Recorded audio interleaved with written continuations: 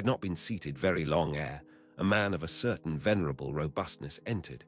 Immediately as the storm-pelted door flew back upon admitting him, a quick regardful eyeing of him by all the congregation sufficiently attested that this fine old man was the chaplain. Yes, it was the famous Father Mapple, so called by the whalemen, among whom he was a very great favorite. He had been a sailor and a harpooner in his youth, but for many years past had dedicated his life to the ministry. At the time I now write of, Father Mapple was in the hardy winter of a healthy old age, that sort of old age which seems merging into a second flowering youth, for among all the fissures of his wrinkles, there shone certain mild gleams of a newly developing bloom, the spring verdure peeping forth even beneath February's snow.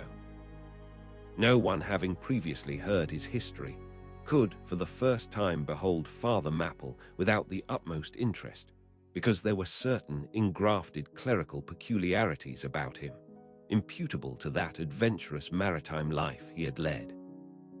When he entered, I observed that he carried no umbrella, and certainly had not come in his carriage, for his tarpaulin hat ran down with melting sleet, and his great pilot cloth jacket seemed almost to drag him to the floor with the weight of the water it had absorbed.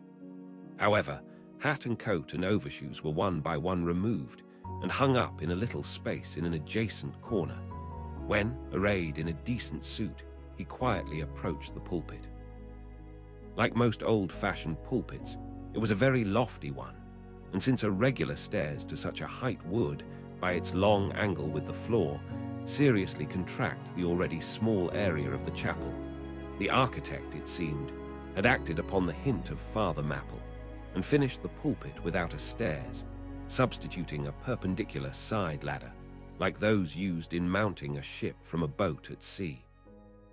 The wife of a whaling captain had provided the chapel with a handsome pair of red worsted man ropes for this ladder, which, being itself nicely headed and stained with a mahogany color, the whole contrivance, considering what manner of chapel it was, seemed by no means in bad taste. Halting for an instant at the foot of the ladder, and with both hands grasping the ornamental knobs of the man-ropes, Father Mapple cast a look upwards, and then with a truly sailor-like but still reverential dexterity, hand over hand, mounted the steps as if ascending the main top of his vessel. The perpendicular parts of this side ladder, as is usually the case with swinging ones, were of cloth-covered rope, only the rounds were of wood, so that at every step there was a joint.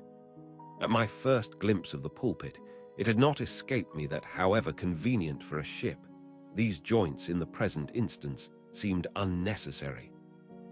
For I was not prepared to see Father Mapple, after gaining the height, slowly turn round and, stooping over the pulpit, deliberately drag up the ladder step by step, till the whole was deposited within, leaving him impregnable in his little Quebec. I pondered some time, without fully comprehending the reason for this.